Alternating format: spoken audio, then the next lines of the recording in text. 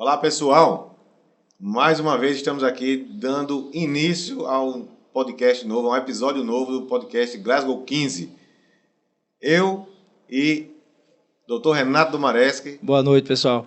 Que fazemos parte desse novo programa, novo podcast, que a gente está querendo deixar todo mundo orientado, com o Glasgow 15, plenamente orientado. E é isso que a gente fundamenta aqui. Entre o direito e a medicina, existe tanto uma lacuna grande como um espaço pequeno em que podemos andar juntos, de mãos dadas, para poder melhorar cada vez mais essa medicina e o direito em si.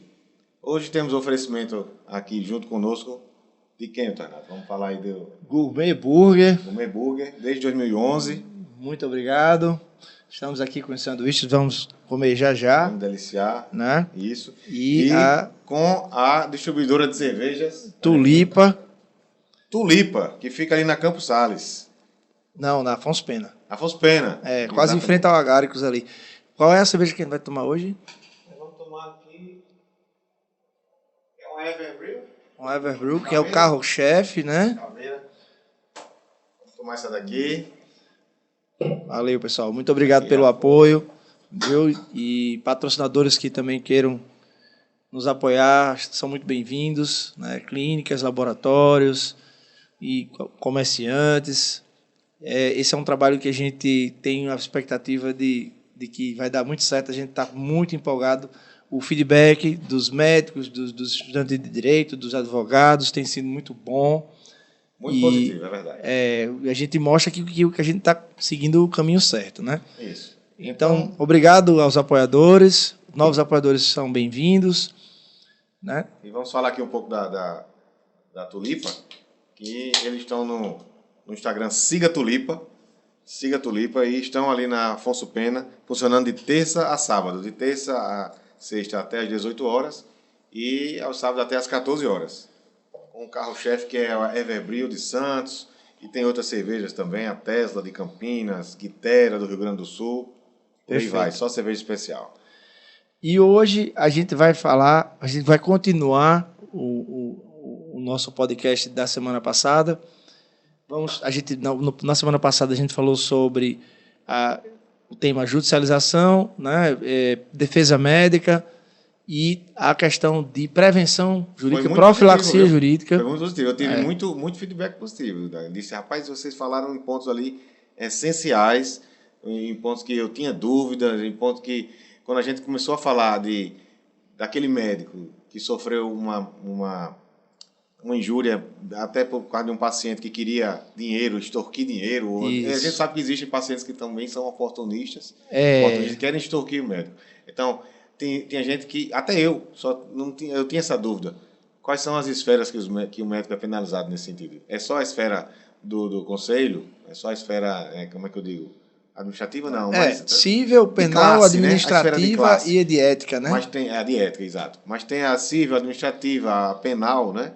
Então, exatamente. Então, é lógico que tem umas esferas que absorvem as outras, como, Renato, só pincelando bem rapidamente o que a gente falou no final, de que o juiz de um interior, às vezes ele não tem uma estrutura de perícia, né? De perícia, e ele aceita o laudo do conselho como um laudo que ou condena ou... Às vezes ele até oficia o conselho para responder aquilo ali. Acontece isso. Isso acontece. Eu já vi isso. Eu já vi isso.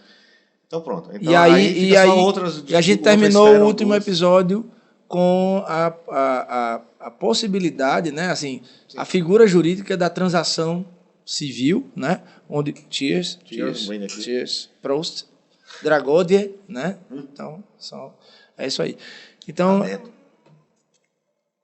a gente terminou dizendo que há uma possibilidade do paciente fazer um acordo com o médico, mas existe método, negociação, não é uma coisa assim, tá certo, eu vou lhe pagar. Não é assim. Existe também a figura do advogado, que conheça os trâmites legais nesse sentido, tanto do lado do médico, do lado do conselho, e do lado do paciente também. Tem que ter essa vivência jurídica, não é um advogado que acabou de sair dos bancos escolares que vai se deparar com uma situação dessa e achar que vai fazer muito legal, não. Eu não sei.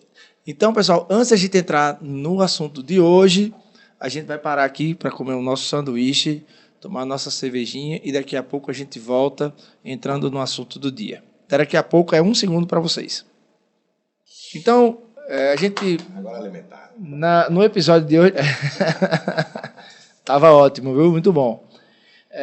No episódio de hoje, a gente vai falar mais um pouco sobre esse universo que é a questão das acusações de erro médico, né? Isso pode acontecer na Justiça, no CRM, na Secretaria de Saúde, né? Na esfera criminal, né?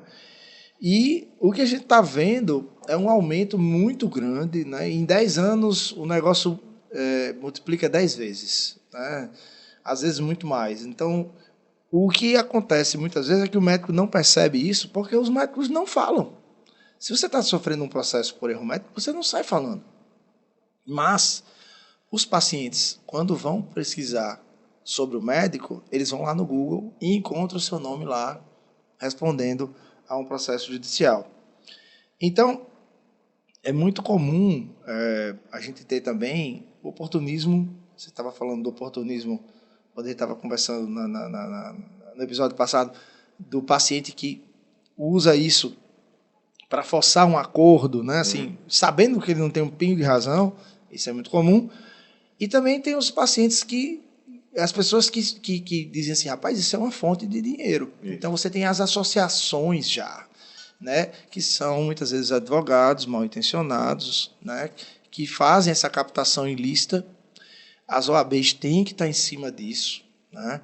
No Rio de Janeiro tem uma associação desde 1991, AVERMES, Associação de Vítimas de Erro Médico. AVERMES. AVERMES. O nome é bonito. Aí tem em São Paulo, que como é de São Paulo, Advém, uma coisa assim. Tem em Recife. Então, tem essas associações, são o quê? Advogados que fazem um grupo e eles usam aquilo ali para captar clientela. Muitas vezes o cliente não tem nem muitas vezes condições financeiras e ele diz assim, se você tem um erro médico, a gente vai trabalhar de graça para você, porque a gente é muito bonzinho. Sim. Não, é porque se o paciente ganha 200 mil reais de dano moral, o médico vai ganhar 20 mil de honorários de sucumbência. O advogado. Sim, porque o advogado vai ganhar 20 mil, porque o médico vai ter que pagar honorários se ele for condenado. Então, muitas vezes as associações têm essa coisa de nós somos bonzinhos, a gente está fazendo de graça, é trabalho voluntário. Não, não é. Advogado bonzinho nasce morto, né? Não tem advogado bonzinho. Advogado bonzinho, rapaz. É isso, rapaz. Mas então é isso. Então, essa organização que os pacientes, os advogados estão fazendo, está faltando para os médicos. Os médicos precisam se organizar também para debelar esse tipo de situação. Essa situação, Renato, eu vejo também com muita preocupação que começa nos bancos escolares das faculdades de medicina. Porque, hoje em dia, com o advento da explosão de universidades, de faculdades de medicina, sem controle adequado do Ministério da Educação. Um controle não, eles têm, porque eles têm que ter a chancela do Ministério para funcionar, né? Mas as escolas médicas agora proliferaram de uma forma que empresários viram isso como uma fonte de renda. Você veja que um aluno de primeiro semestre de curso de medicina hoje tem um custo de quase R$ 9.700. É muito dinheiro. Então, por mês, um aluno tem de R$ 9.700 fixos para a faculdade, fora o que ele vai gastar, que a gente sabe, hoje em dia, com o advento das redes sociais, agora o livro é mais difícil, mas ele tem apostilas, aí tem material de jaleco, outros materiais também de material cirúrgico. Reajuste da faculdade. Isso aí já é outra coisa. Então, os bancos escolares estão formando muito dinheiro. É um apartamento de luxo. Exato. Eu conheço casos que o médico chega, como é? Mais ou menos assim. O paciente faz um negócio. Ei, você não examinou o paciente e assim? Não. Tem um caso, pronto. É isso que eu estava querendo me lembrar. Foi uma falha aqui, mas agora eu me lembrei. Uma médica uma vez com a unha postiça. Aquelas unhas de acrílico, de porcelana. Então lá vai aquela unha. Aí alguém perguntou, como é que você examina o paciente assim? Porque para fazer uma palpação abdominal, não vai sair não dá. Né? Que tigre é esse? Pois é. Então não pode, não é assim. Agora para digitar o celular consegue, né? Um negócio assim, tudo, né? Ela consegue. Mas para fazer uma palpação abdominal não dá não. Como é que você faz? Palpação? Isso é coisa do passado. A gente já pede logo ultrassom. E se no ultrassom não tiver vamos para a tomografia. Ou seja, está saindo, está perdendo aquela anamnese, a história clínica, o tato, o traquejo, o olho a olho com o paciente. Quando o paciente diz assim que o médico não olha no olho, aquele médico nunca nem me leva. É verdade, às vezes. Drauzio Varela fala que ele acha que os médicos de hoje são muito melhores do que antigamente porque eles têm mais recursos. Mas não é o caso do que você está falando. A medicina, digamos, está mais evoluída, ela é melhor, mas o médico não. O médico termina se apoiando muito nisso, né? Nisso. E isso também, agora isso vem de uma forma, uma bola de neve, né? Porque quando você vai ao pronto-socorro, quando você está lá de plantão de pronto-socorro, e um paciente chega, e você não pede exame, examina, tal, pede um hemograma, pede só de rotina ali para pronto-socorro, no máximo um raio-x, e não identifica nada, desculpe, e dá alta ao paciente. E ele depois tem uma piora, porque se tivesse pedido uma tomografia, uma ressonância, aí você viria. Aí dizia. Aí foi negligência. Pois é. Aí o médico, agora, como ele não quer se comprometer com isso, aí ele já pede. E como ele se apoia nisso, como você mesmo referiu agora, ele se apoia nisso, ele diz, não, eu estou pedindo o que há de melhor, para examinar, para ver aquela doença nesse paciente, que é o teste, é o exame que a gente chama de gold standard, padrão ouro, né? Para aquela determinada doença ou patologia. Então, eu estou me livrando. De acordo com o consenso daquilo lá, isso é o melhor, é o padrão ouro. Só que o olhar clínico nada substitui. Senão, era só robô fazendo a medicina, era só Google fazendo. O Google, ele diz a doença todinha, ele descreve desde a história do primeiro doente daquilo. Mas ele não trata. Ele não trata, ele diz, use tal remédio de tantas e tantas horas, por tantos dias, se você não melhorar com isso, passe a usar esse outro. Ele não faz isso. Ele não faz. O paciente já chegou para mim dizendo, eu vi tudo no Google, já chegou com a doença já. Aí eu disse, e não tratou por quê? Ele disse, não sei o que. O Google não disse? Não, tá vendo?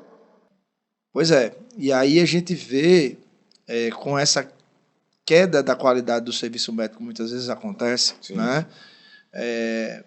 A gente não quer depreciar faculdade nenhuma, pelo amor de Deus, né? Nem questionar método, mas assim, a gente está vendo, principalmente agora na pandemia, algumas faculdades, na maioria das vezes as particulares, a gente precisa dizer isso, que estão tendo uma flexibilização dos horários, dos atendimentos dos estudantes nos hospitais, né? Então, essa coisa do atender boneco, eu sei, pode ser uma coisa que seja muito eficiente, mas causa um pouco de estranheza, né? Porque o médico, ele se forma atendendo gente, né? Então, assim, e eu preciso dizer, eu já estou pegando casos de médicos que estão cometendo erros médicos crassos. Sim. Que você vê que foi falha de formação dele, foi imperícia, realmente, né? Então, assim, eu estou dizendo porque eu estou vendo isso acontecendo. Não estou jogando pedra em A, B ou C. Não é isso. Mas é preocupante. Né? Então, essa Antes você queria a absorção do médico, né? Agora você requer a redução da linha, né? Como porque assim? Daqui a pouco você não vai conseguir... É igual a diminuir a pena. Né? Sim. Então, porque... Você vai dizer, meu amigo, aqui não tem jeito. No conselho, quando isso acontece, é difícil. Porque quem está lá são médicos experientes que sabem que aquilo ali realmente foi uma falha técnica. Na justiça é até um pouco mais tranquilo, né? Porque o juiz não entende de medicina. É um pouco mais tranquilo. Sim. E eu não estou dizendo que essa é a maioria dos casos, não. É uma minoria, né? É um ou outro. Não é o normal. A grande maioria dos casos que a gente tem são de médicos que têm razão, mas a parte da autora ou está mal intencionada, ou não entendeu o caso. Teve um caso agora que a gente pegou que eles contrataram uma assistente técnica de São Paulo. A mulher queria ganhar dinheiro. Aí a mulher fez um laudo para dizer que houve erro médico por isso. E a gente está mostrando que não houve. Né? Às vezes é um mal entendido. Nesse caso dessa médica, o paciente morreu por uma infecção, né, bacteriana. Vou ver se eu me lembro do Stenotrofomona, a bactéria. Que é uma bactéria. Stenotrofomona. E a bactéria é uma bactéria de pneumonia numa época que a Covid estava bombando. Isso. Entendeu? Então, houve essa confusão. É uma Covid? É bactéria? Enfim. E para completar, o aspirado traqueal, que é um dos exames, né, que faz coleta, ele demorou muito para sair, porque estava sendo justamente na época do Réveillon, virada de ano, então demorou muito para sair, o paciente morreu. Então ela está dizendo que a equipe médica já sabia do resultado, porque a urocultura saiu primeiro, e aí o aspirado traqueal saiu na mesma página, como se fosse na mesma data. Sim. E ela... Isso não explica que seja... Não. Aí ela quer dizer que houve negligência, que era para ter mudado o antibiótico, essas coisas. Então, assim, tem que tomar muito cuidado com isso. E eu estava falando que existem já associações de vítimas de erro médico. Teve um site em São Paulo com lista negra. Você quer saber se o médico que você vai contratar está sendo processado? Bota o nome aqui dele no site que vai aparecer quais são os processos que ele tem. Engraçado, esse tipo de site aparece, né? O CRM lá entrou com ação porque isso é uma exposição indevida, né? E ganhou, e conseguiu derrubar o site.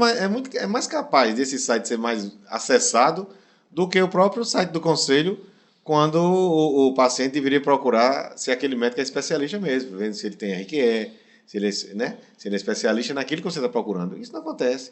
Só acontece depois que o paciente é prejudicado com alguma coisa. Aí diz, eu não sabia que o médico não era especialista, aí fui para doutor tal e ele não era especialista naquilo e eu fui enganado. É mais fácil de achar isso de vítima de erro médico do que... É engraçado as coisas no Brasil. É verdade. Mas vamos para frente. Eu vi ontem uma notícia de uma mulher que foi fazer uma lipo e ela morreu na clínica. E a clínica não tinha estrutura nenhuma. Até porque para fazer uma lipo numa clínica, ela tem que ter uma estrutura hospitalar. Um nível já considerado alto. Porque ela tem que ter aquele anteparo de um respaldo de UTI, de carro de parada cardiorrespiratória, carrinho de socorro, de urgência, tem que ter sempre, em qualquer lugar. De qualquer forma, não é por aí. Mas ele tem que ter o anestesista, tem que ter vascular, alguma coisa, tipo de sobreaviso, para caso haja alguma hemodinamicista. Então, aí vai fazer em clínica. A gente não viu os casos que foi apresentado em São Paulo, o cara fazia no apartamento dele. O Dr. Bumbum, né? Era... Dr. Bumbum. E a mãe dele fazia também. A mãe dele doutora fazia. Nádega. Muito doutora Nádega. Faziam lá, e ela já tinha sido até condenada pelo conselho, e foi caçada e tudo. Reabilitação já. É complicado. Aí quando vê, estava fazendo lá. Tudo bem, minha colega fez, minha prima fez, foram 15, 20 casos de sucesso, mas quando houver um insucesso, não vai ter reversão, porque vai ser um problema ali que ele não vai conseguir reverter devido à estrutura penalizada ou de péssimo, precária, né, no frigir dos ovos. Aí ele não vai poder conseguir reverter. E quando for atrás, vai dizer, onde era? Ali, num apartamento, num prédio. Pelo amor de Deus. Aí não tem mais jeito. Aí é fechar e penalizar de uma forma. Então, essa pessoa quer fazer um procedimento decente, procura um médico decente, procura o site do CFM, portal.medico.gov.br, CRM, CFM.gov.br, o que for. É fácil de acessar. Hoje em dia, você coloca qualquer site de procura e você identifica e vê lá. Coloca o nome do médico ou por especialidade e você vai achar aqueles que são especialistas naquilo. Esses sim são mais capacitados para lhe tratar bem e lhe tratar adequadamente. Se ali você não conseguir um resultado bom, pode ser que seja um subnicho daquele médico. Tem dermatologistas que não operam. Tudo bem. Então fazem só a parte clínica, outros fazem só a parte estética. Outros fazem só a parte de lâmina, leitura de lâmina, dermatopatologia. É especialidade demais. Tricologia, cabelo. A gente referendou isso Harmonização facial. Harmonização, que é a parte da estética, de qualquer forma. Então, faz bem, é especialista naquilo, tudo bem. Agora, e também o médico ético. Você também não é porque ele é especialista, ele faz aquilo, que ele está nas redes sociais, que ele está fazendo tudo isso antes, depois, durante, que isso daí também não é o certo, não. Mas, de qualquer forma, ele é especialista, pelo menos isso, procure esse. Pois é. E, assim, a gente vê essa diminuição da qualidade do serviço médico, isso é normal pelo aumento excessivo, né, do número de faculdades, né? E a gente vê também a diminuição do respeito, né, que o paciente tem para com o médico. Pelo que a gente falou no episódio passado, da questão, você acabou de falar também do médico, do paciente que já chega querendo já ser o sabedor de tudo, né, a facilidade de acesso à informação. E também, e isso causa uma diminuição do respeito, né, dessa coisa que o paciente tem antes ele chegava como um inferior, né? E agora ele já chega querendo ser tão superior às vezes, né? Já conhece tudo, ele já vem sabendo toda a informação. E muitas vezes ele já vem com essa carga cultural de que o médico é desleixado, ele acha, todo dia ele assiste uma reportagem de algum paciente que tem algum problema com o médico, porque a mídia gosta muito, né? Isso vende muito, né? Vende muito, né? O Fantástico hoje não tem mais tanta audiência, mas quando tinha, isso bombava, né? Era uma coisa assim. Era aquela matéria especial, né? Do meio para o fim. Anunciava desde a quarta-feira, começava anunciando que vai ter isso, reportagem especial. Eu tenho uma ação muito frequente, que é a ação de ingresso do médico na Unimed. Quando a gente começou com essa ação, eu fui fazer uma sustentação oral, isso já foi em 2015. E aí eu estava fazendo a sustentação e, como era uma novidade, o desembargador meio que rejeitou, né? Disse que, não, peraí, que eu tenho que ver e tal. E aí ele, fazendo a justificação do voto dele, ele disse assim, e outra coisa... Ele estava dizendo que não tinha, que o médico não precisava, né, que o médico não precisava entrar na Unimed, porque a Unimed é uma cooperativa e, por lei, o médico tem direito a entrar na cooperativa. Só que a Unimed não quer que entre, porque quanto mais médico tiver lá, mais gente está sendo atendida, menor é a lucratividade, né? Não é só isso, não. Aí tem outros Tem outras coisas, não estou nem entrando nisso. A cooperativa ela também depende da quantidade de usuários. Que são nós, usuários dos planos de saúde, também deveria ter um limite da quantidade de médicos para oferecer. Já pensou? Tem 5 mil usuários e tem 1.000 oftalmologistas, um exemplo. Aí não tem para quê. Então tem 1.500 cirurgiões gerais também. É por isso que ela dá esse freio. E esse freio chega na parte jurídica, que acaba sendo... Mas a questão ilegal, não é essa. Né? Não, a questão não é... Eu não ia entrar nesse assunto agora, né? Então mas, não é assim, não. Então, Poli, não, na verdade, a Unimed, só a Unimed Natal tem 203 mil vidas e não tem 1.700 médicos. Entendeu? Então, assim, tem uma quantidade muito baixa de médicos para o número de vidas. É o mesmo número de médicos que ela tem da Unimed João Pessoa. E a Unimed João Pessoa acho que não tem metade do número de vidas de Natal. E tem quantos médicos? Mesmo número, 1.600, 1.700 médicos. Então, assim, enfim... Mas há um escalonamento também da parte médica. Ela oferece uns serviços para alguns tipos de plano que só pode usar aquela rede fechada. Tem uma rede fechada.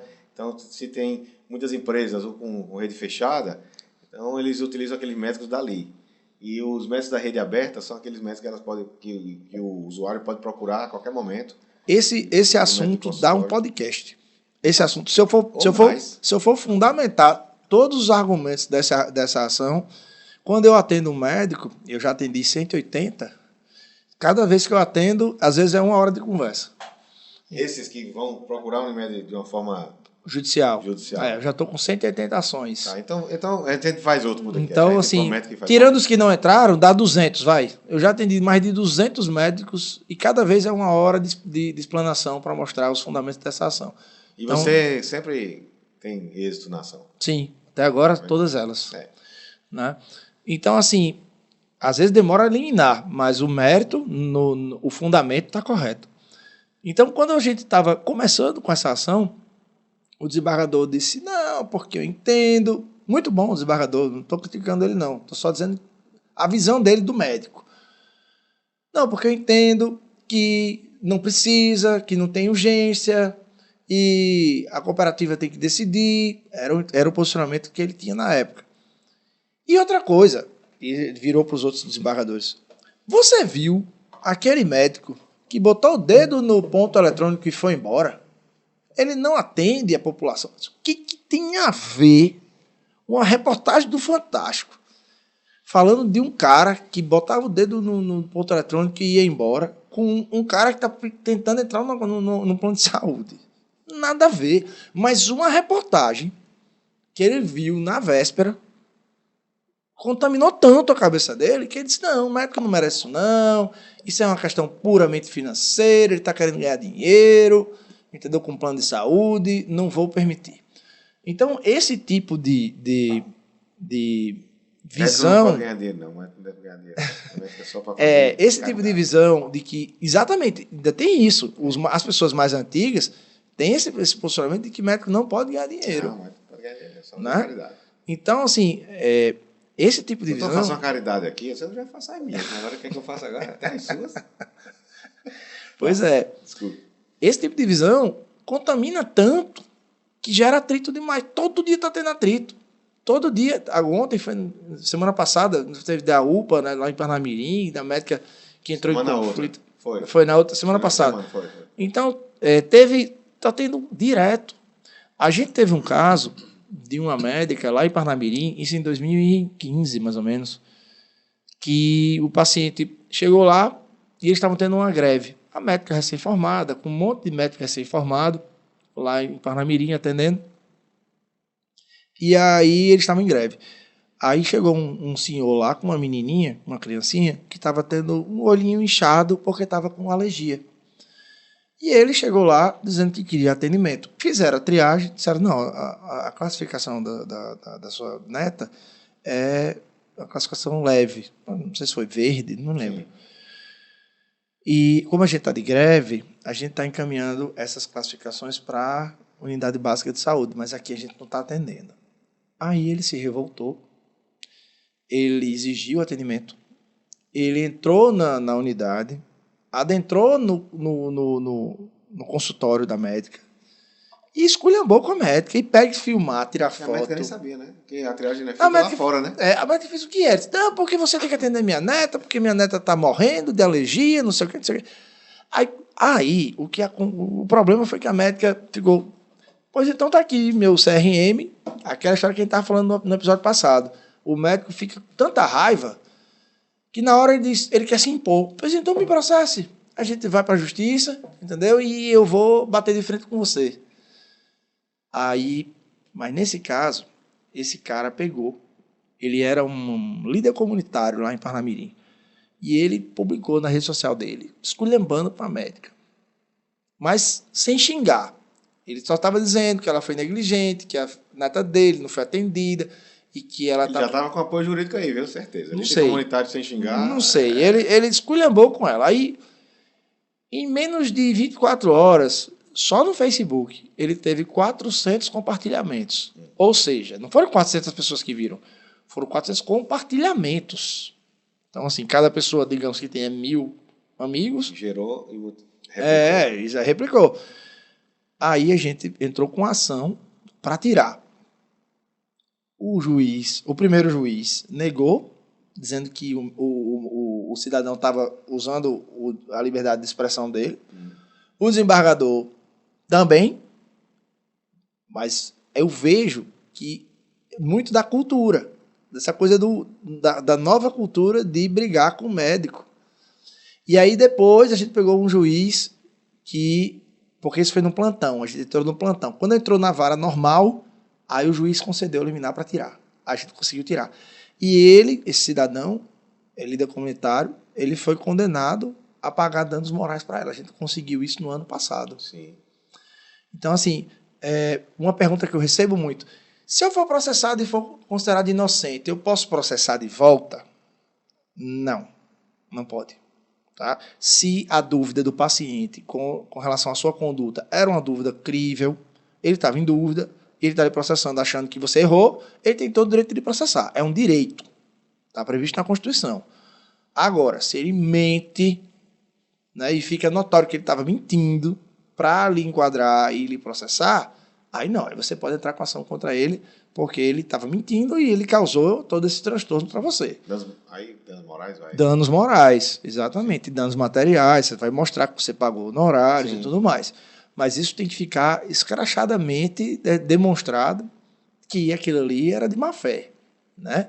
A gente pegou um caso ontem de um oftalmo que o paciente entrou com ação contra ele e ele disse que estava completamente cego. Completamente.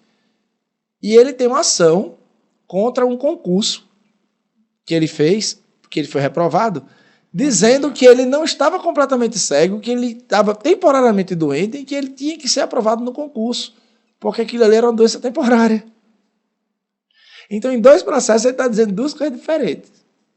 Né? Milagre, né? Pois é. Milagres acontecem.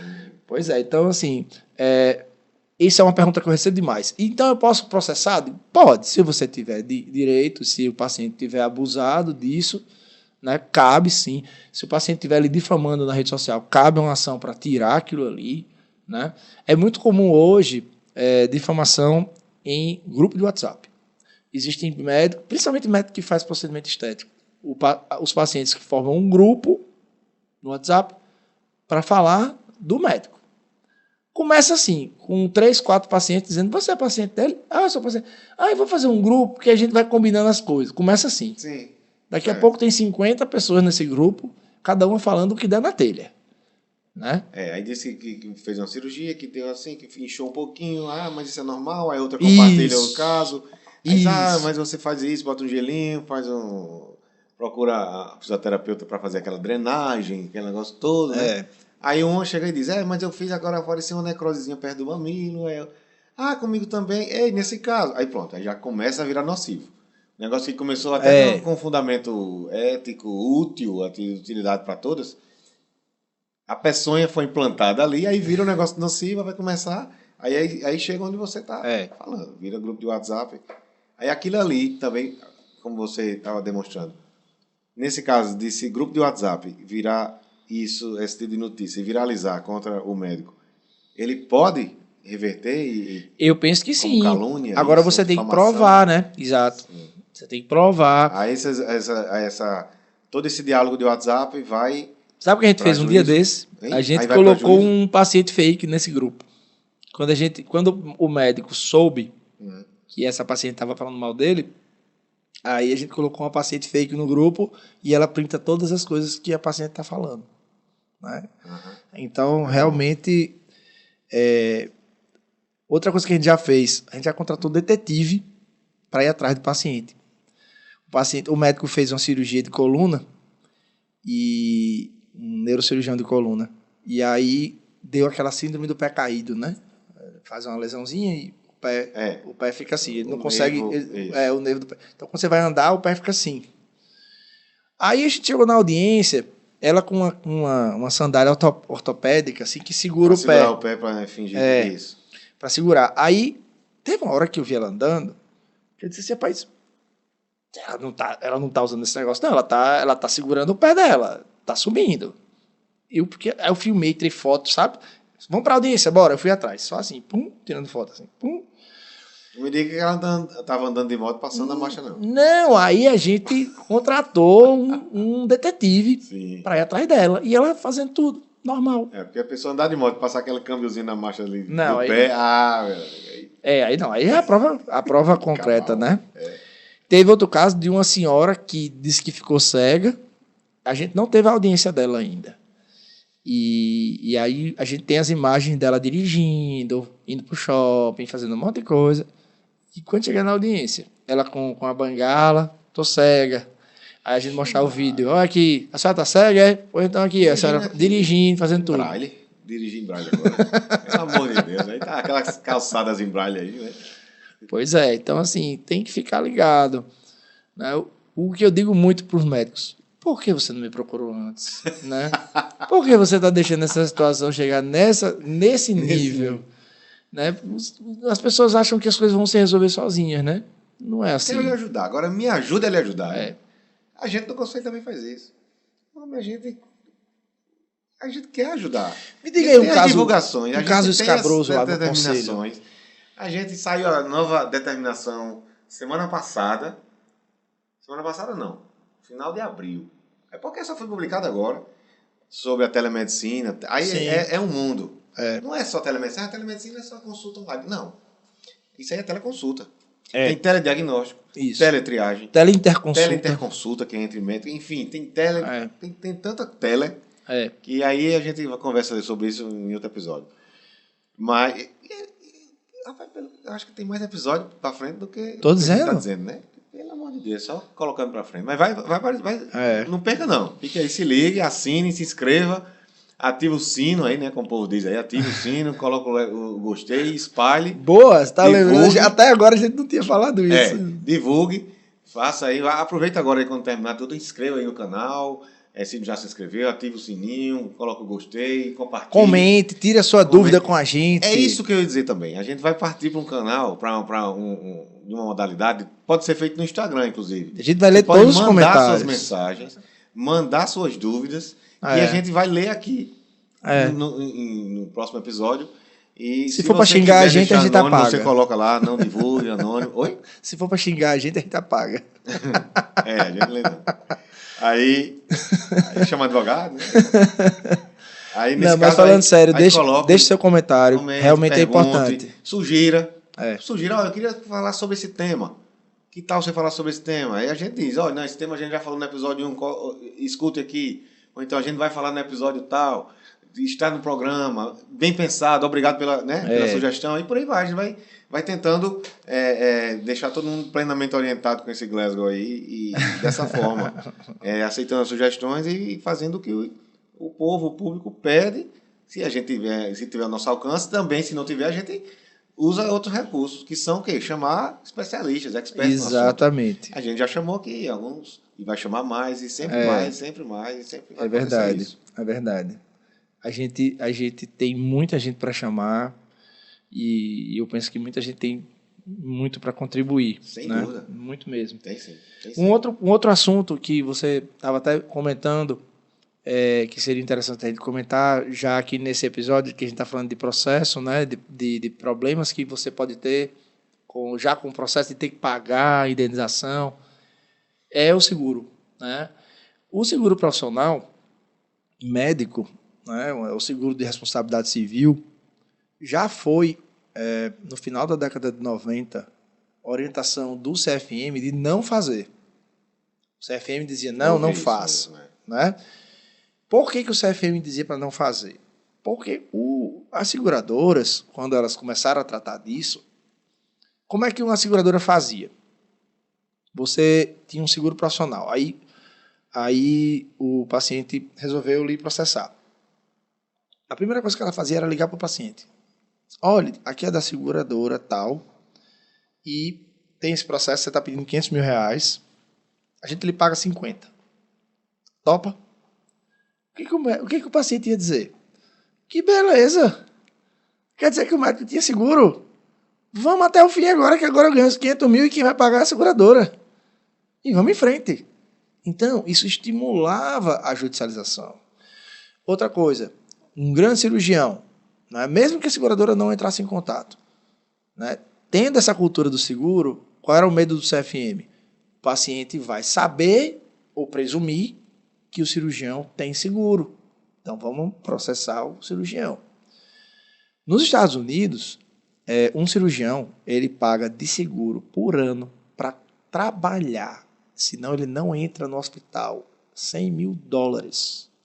Então, tem muito cirurgião abandonando a carreira porque não tem condições financeiras de pagar o seguro. Ah, mas que absurdo. E se não pagar? O hospital não aceita, porque se você tomar um processo nos Estados Unidos, você pode quebrar 10 milhões. E a instituição lá é coparticipativa, né? Como chama? corresponsável. Isso, ela tem uma corresponsabilidade, então por isso que ela não quer, por isso que ela não aceita o Não médico que aceita. não tenha seguro. Exatamente. E é o famoso pagar para trabalhar, mas é necessário. É necessário. Lá nos Estados Unidos eles fazem isso. É necessário. Continue. Então, aqui no Brasil, o que está acontecendo? Quando o médico tem seguro, a gente recomenda que tenha, porque hoje as seguradoras sabem trabalhar isso. Não aparecem no processo, não falam com o paciente. Aliás, mesmo que o médico seja condenado, nem assim o paciente vai saber que ele tem seguro. Quem vai pagar a seguradora? Isso é uma questão dele, do médico, com a seguradora. O resultado final até do processo. Quem sabe? Aí você vai dizer, não, Renato, não precisa, porque eu acho que eu não vou ser processado, não. Deixa eu dizer uma coisa. É mais fácil você ser processado do que você bater seu carro. E você não tira o seu carro da loja sem o seguro. E aí você está dando mais importância para um bem material do que para a sua carreira profissional. Não, mas não vai influenciar na minha carreira profissional porque você é processado de qualquer jeito. Meu amigo, você sendo processado, sabendo que aquilo ali está seguro, pelo menos a parte financeira, você trabalha muito mais tranquilo. Muito mais. Né? Então, outra coisa, não é caro. Não é caro. É verdade. Aqui no Brasil ainda não é caro. Não é caro. Você vai pagar... Ele deu um exemplo aqui dos Estados Unidos, mas você vai pagar no máximo 6 mil por ano, 6 mil reais por ano, para trabalhar tranquilo. A gente paga isso num carro, de seguro de carro. Paga menos, a seguradora às vezes do profissional é menos que isso. Vou chamar o Dr. Alisson Gideone aqui para conversar com a gente sobre isso. Ele tem uma capacidade e ele tem uma carteira de clientes e negócios muito grande a respeito. O meu corretor, Arthur Matias, que faz todos os meus seguros, até da minha bicicleta ele fez quando tive meu acidente, cobriu. Foi. Ele faz também. Ele tem essa carteira também muito boa de médicos que trabalham com isso. Um abraço, Arthur, né? Aproveitando, se você estiver assistindo, né? Viu? E então a gente recomenda sim. E hoje o posicionamento dos conselhos é nesse sentido também, né? Mudou, né? Mudou, né? Então os tempos mudam e essa é a orientação. Então, pessoal, por hoje a gente encerra por aqui, sim. Né? No próximo episódio a gente já vai tratar de novos assuntos, né? Eu penso que é importante a gente tratar do mercado da medicina. Tem muita coisa à frente, né? O mercado, a gestão empresarial, gestão hospitalar. Remuneração médica. Remuneração, SUS, medicação de alto custo. Isso. Então, e o próprio seguro. E a próprio seguro. Você falou de uma coisa agora que eu quero muito entrar, que é essa parte de pedir procedimento, tratamento, cirurgia, medicação de alto custo, como o paciente deve... Porque parece que o podcast é só para médico, mas não, a gente pode fazer um também para os pacientes. Sim. Né? Ele sabe. E esse recado de quando for procurar, em vez de procurar vermes, procure o CFM, é para o paciente. É para o paciente. Todos nós somos pacientes. Embora sejamos médicos ou advogados ou tributários, o que for, somos pacientes. Todo motorista é pedestre. Então, Boa. Todo mundo é igual e usufrui ou de plano de saúde ou do SUS, mas todos usam algum recurso de saúde. Então, todos somos pacientes. Não deixamos de ser, né? É verdade. É isso, pessoal. Então, muito obrigado pela sua audiência. Obrigado aos patrocinadores, Tulipa e Gourmet Burger. Isso, Tulipa e Gourmet Burger. Patrocinadores que queiram apoiar, estamos abertos a isso também. Mais uma vez ajudando a gente aqui, patrocinando. E encerramos com Glasgow 15 no mais um episódio. Semana que vem estaremos de volta. Um abraço. Tudo de bom. Outro abraço. Ei, hoje foi massa, viu?